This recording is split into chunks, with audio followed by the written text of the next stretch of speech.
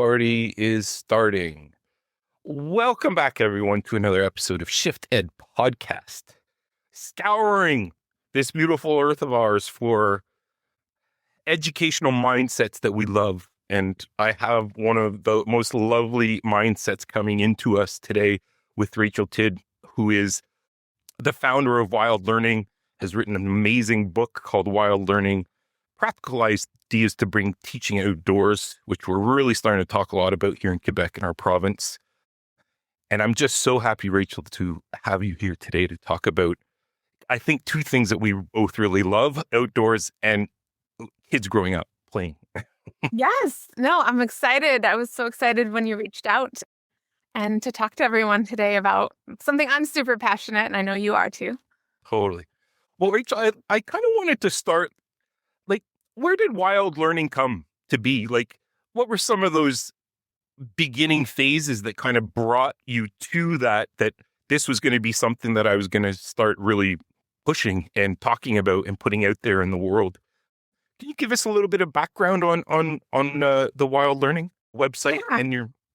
Yep. Yeah, I can. It's a little strange, a little not anything I planned for sure. So I have children. They're now teens, but they weren't always teens. And my youngest in particular had a lot of sensory difficulties, and he also ended up having dyslexia and dysgraphia and dyscalculia. Lots of fun. But at the time when he was in preschool, I sent both my kids to a forest preschool, which is an all outdoor play-based preschool. And he was doing really, really well there. But we were struggling at home. And I am a special education teacher by training. That's what I used to do as a special education teacher and at the elementary age. And even with my toolbox, right, I was still struggling. And so we were looking to get him some services, some help, some occupational therapy, having him evaluated. And there's these, they're called scales that teachers fill out. And I brought them to his teachers, and they looked at me with this look, and they were just like, but we don't see any problems with him here. And that really was the start of me thinking about, okay, I'm dealing with these kids in the classroom setting, and this setting outdoors is meeting, and that's what the evaluation showed, was that the outdoors was meeting all of his learning and sensory needs. And so if we're doing all these artificial things in the classroom to meet these same needs, maybe the problem is our setting, and it could be a very, not simple, but a good fix for as a way to support a lot of learners, just like my own child. Because unfortunately, preschool doesn't last forever. And you eventually have to do things that are like reading. You have to learn to read, and you have to learn to do math. And you can't really get around those things. And yes, we learn a lot of those things through play, but there is quite a few of those skills that kind of need to be taught, right? And so it really got me thinking about, especially that particular child, how I was going to get that child to read and do math. And we didn't even know about the dyslexia and all of that at first. And so that really got me going down this road. And there just wasn't any resources out there, and people just kept seeing what I was doing and asking me to write them down.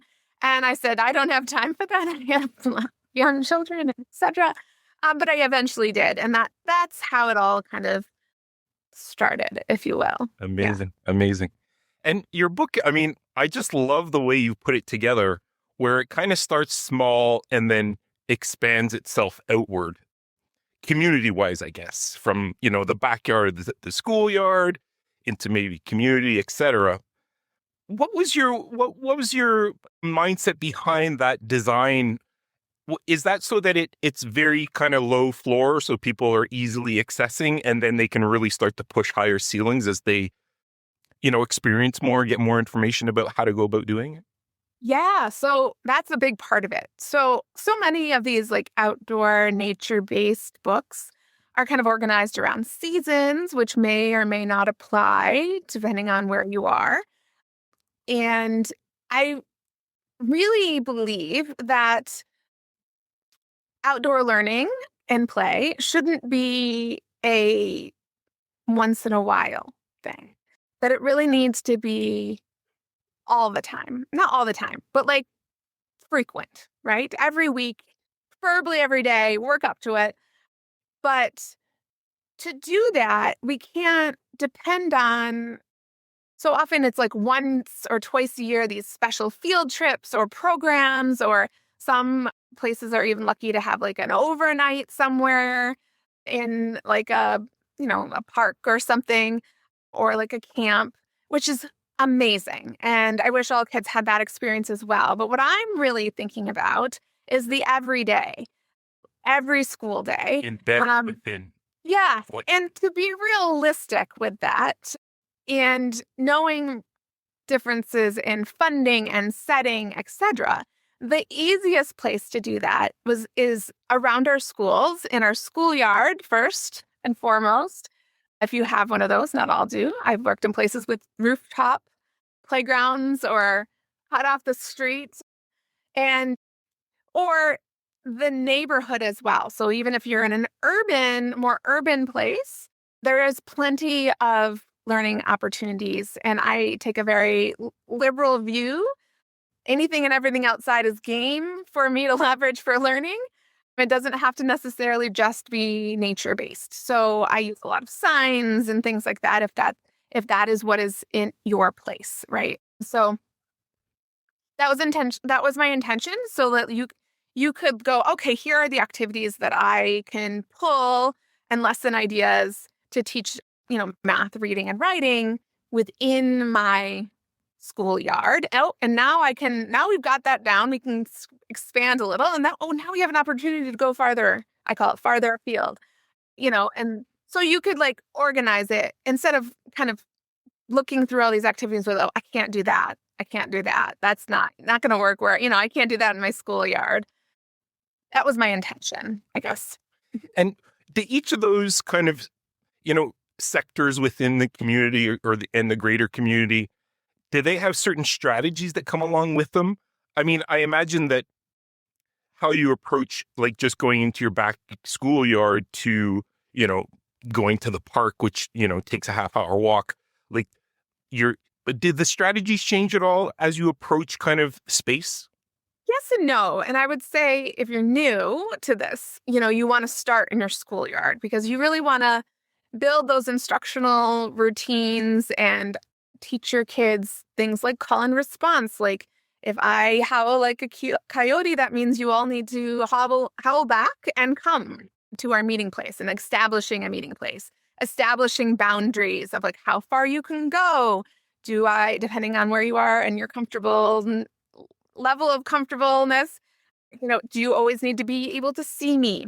Or can you not go beyond this particular boundary, fence, cones that you might put out? I visited a great place that there was like several areas where they went outside, and a lot of it was just like woods. And in one, it was the beginning of the school year, and one of the classrooms had taken just like a red string on the outside boundary because the students in that classroom needed a little more of a visual reminder of where, because it does look all the same. It can look, yeah.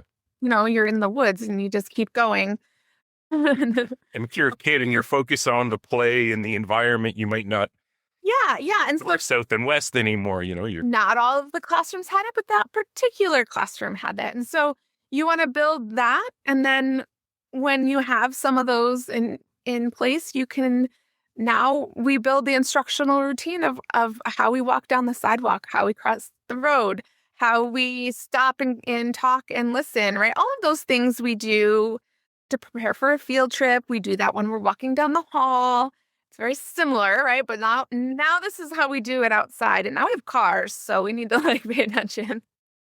And depending on your context, you may have different routines. I know out west they have like cougar drills and bear drills and all kinds of things. So it really depends. Yeah. I was talking to a forest school, a bunch of educators last week, and they were saying too, before they every morning they go and just do a site check and just to make sure everything is like the way they left it and there's no surprises for the kids when they come out. And they also said, meet them at the door, like instead of them going in and getting everything off. And so they prep them the day before and they know they'll meet them at the door. And they said it saves them so much time because oftentimes that time restraint seems to be like the kicker, I got no time for that. But there's ways that you can do it where you're just thinking ahead and getting routine settled in, I guess. Yeah. One of my favorite time savers besides the meeting at the front door, there's a couple. One is like make a day. If you make it routine so that families always know. And I think this is in the book, but families always know Wednesdays we go outside. So please send your kids like in their long underwear, right? In their base layers, ready to go. And so as a parent, I know Wednesdays are outdoor days. I got to do that, right? That really helps me as a parent. But also thinking about, I like to add on to recess. So they're already, hopefully, ideally, not always, all geared up for outdoors and they're out there. And so to reduce that transition is you meet your kids out there and you add on to that time, right? And so you just extend now you do some math outside or you do, a read aloud and then you do some math or writing or whatever it is, but you kind of eliminates the transition of getting dressed. It eliminates the transition between activities, right? You're already out there. And then that can be a nice, easy entry point to get outside. Totally. And I really love the numeracy and the early literacy stuff that you put out there. And you don't only have a book, but listeners, please go and check our website. I'll put it in the description. But you have tons of activity ideas and lesson plans and for a whole plethora of different subjects around numeracy and literacy for our youngest learners outside. Yeah, and sometimes I get a little, not in trouble, but I get a little pushback, I guess, in some spaces, like environmental education spaces or what there's some nuance in the language, but like outdoor education spaces opposed to outdoor learning. There is some nuance in the terms there with a lot of people, but because of my focus on academics, but it's because of my lens, right? As a teacher, I know that a couple things change when we move into the K-12 space, right? We are contractually obligated to teach the provincial curriculum, right? That is one, I know it doesn't seem like that sometimes, but that is actually our purpose. And we have to teach them these skills. Like these are really core foundational skills of math and reading. And if we are really going to reach the goal of getting kids outdoors on a daily basis or at least a weekly basis, we need to be realistic, right? That we need to cover that these skills, we can't be an add-on. It can't be an add-on to teacher's plate, an extra thing to do, but that we can teach those same things like multiplication or addition and subtraction facts can be done outdoors, right?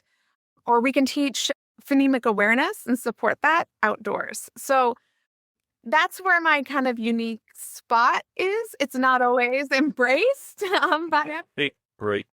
But there's quite a gap there too. Like, how do you bridge that gap? Because I do hear a lot from teachers that they believe it's probably good for the kids, but my stuff's inside. I'm set up here. How do you bridge that? I've got to follow this curriculum to going outdoors where oftentimes it's seen as recess or lunchtime play. Like, how do you bridge that to say, no, there's tons of amazing content out here that you are so responsible for teaching the kids, and you can, but they're just like that awareness isn't there. It seems like, how do you bridge that divide? Yeah, professional learning can help, right? And awareness. And that's one of the big reasons I wrote the book. And I try to continually make resources to help teachers kind of reframe their thinking that, I could and can and do teach addition outdoors, but I could also use the outdoors to support this learning. And I think, one of the important pieces for teachers to understand is that, there's a couple ways to look at outdoor learning, right? There is the content and the context, right? The outdoor, the land, the place can become an integrating context for teaching our things like social studies and science and tying them to real life. And that can be really, really important for learners and their sense of place and their connection to the natural world and where they live. And just having that real life connection is super important. I can come back to that piece. But also that when we go outside, the outdoors provides something different than the indoors. And we have a lot of research on how it supports students' attention. It can help them attend. It can restore attention. So completely lost it in the classroom. I know when I taught first grade 1, we started fairly early, like around 7:20. And so by 10 o'clock, it was time. No more could be done. We needed to go out. And, so we can restore our attention and support those students. Lots of research around students with ADHD and how the outdoors can really be supportive for them. But also attention, besides attention, engagement, motivation, mental health, executive functioning, and especially in our outdoor risky type play can be very supportive of, knowing our limits, working on our working memory, our flexible thinking. All of these skills are in play, outdoor play especially, and more riskier play. So even if you weren't doing academics, right? And then there's some great research that has shown that even if you took your same lesson outdoors, even if you were just doing a worksheet, I don't recommend that, but if you were, you would get a lot of those same benefits. And then it's a buy one, get one free event. So you take them out, and we have research showing that effect on their attention, engagement, etc., lasts into the next lesson, even when you go inside. So it's a buy one, get one free situation. So we're really kind of adding all these supports, things that we're struggling with in the classroom often, right? Attention, engagement, motivation, connecting to the real world. We can get, right, when we go outside. I wanted to go back, if I can, to the engagement and motivation piece. So I recently finished my doctorate and I did research. Yes, thank you. My research was in 3 different provinces, and I integrated language arts and place-based sustainability issues. And so we connected science concepts, right? And it was all around community trees. So that was our context and our content, right? And then we're building our language arts skills. This was in upper grades 3, 4, 5, 6. And what really came out, I saw great gains in literacy and sustainability skills, like systems thinking. But what also came out was so there was outdoor experiences woven in because, hello, it's me. I could not do that.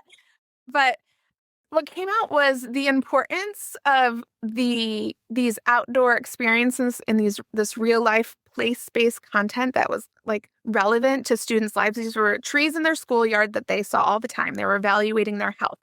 And then they used writing to advocate after a very long, in-depth unit to advocate for the health of those trees to various groups that had power, like the government or,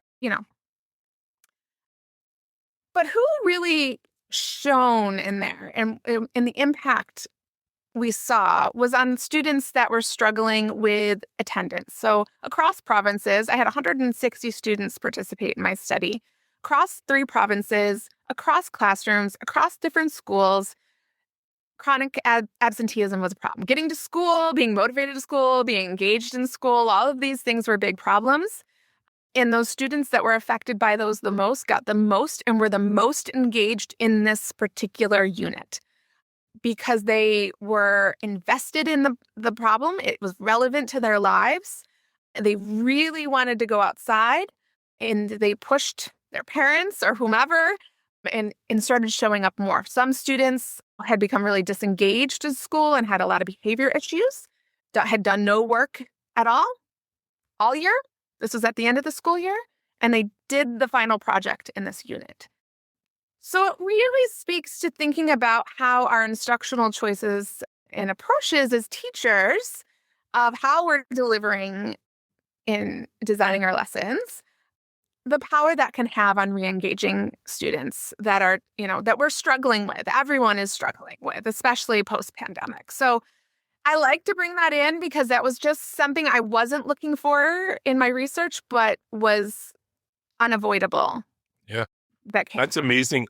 We actually had our university in Sherbrooke did a similar research, and they came to those same conclusions that kids that tended to be very anxious in class, short memory span, usually were the disruptors, and they brought them outside, and that role shifted. They were like engaged. They were the leaders. They were like the go-getters. They were like, they would gather the people together, the other students together, and they were like flabbergasted. They didn't think that was going to. Yeah.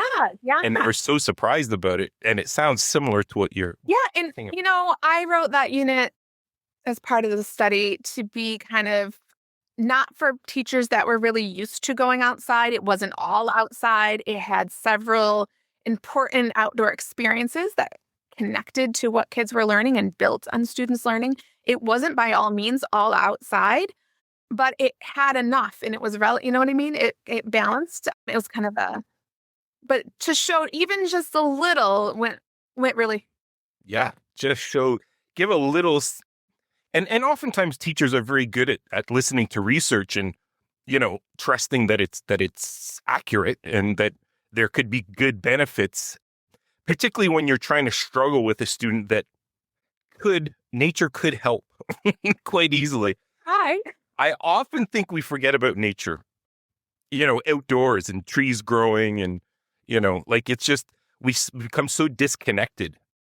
But before we hopped on here, you were saying that you are starting to feel like there's movement and there's a direction that's starting to happen where it's becoming more accepted and actually sought after by parents.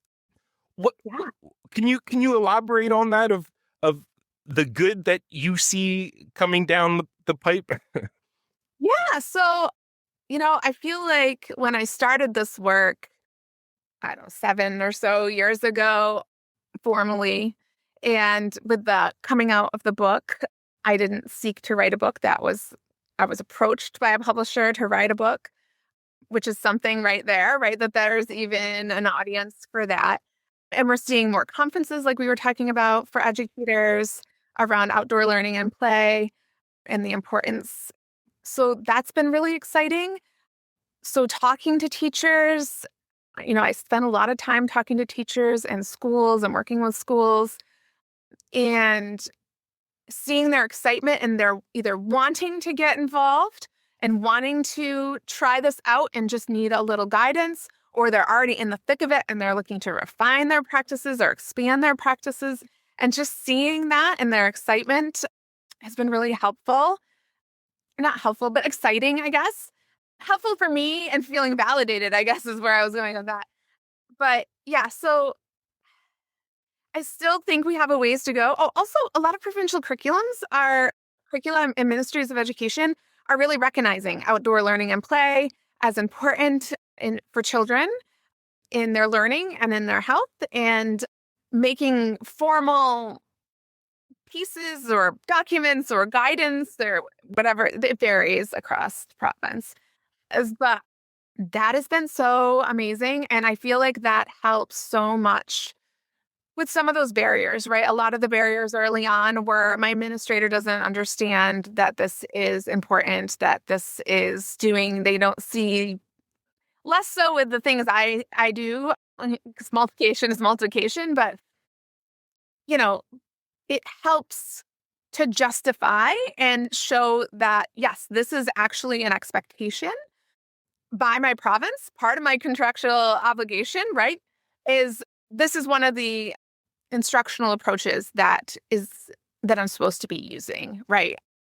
And I think that has been huge. And that is more and more. I'm seeing more and more that I was just I'm working with a group of teachers in Nova Scotia, and they have had a bunch of, and are in midst of a bunch of curricular newness.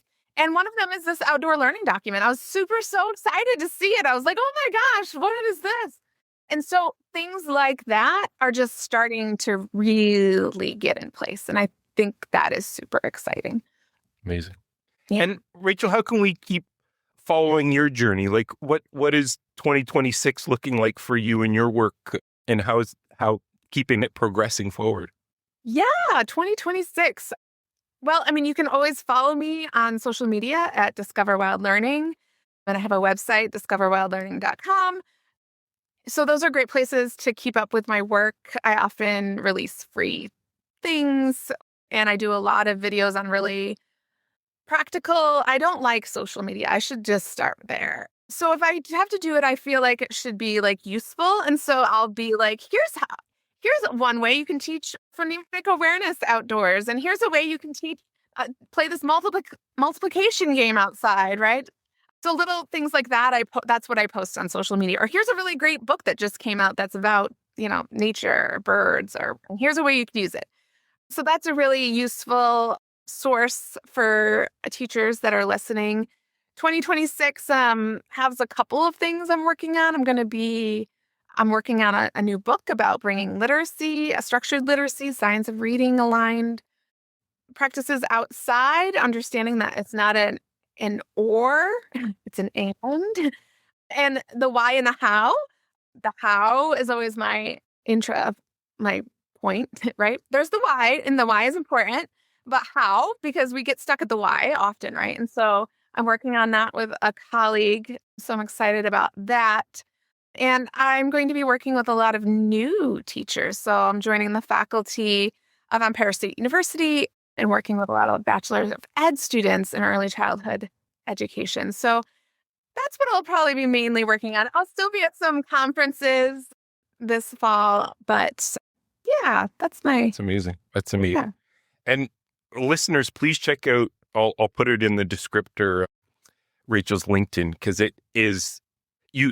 it's so informative. It's these little snapshots of practical, easy things that you can do. And there's tons of them, and they're always great. So that's... Oh, I have one more thing. Yeah. One more thing. So the Outdoor Learning Store.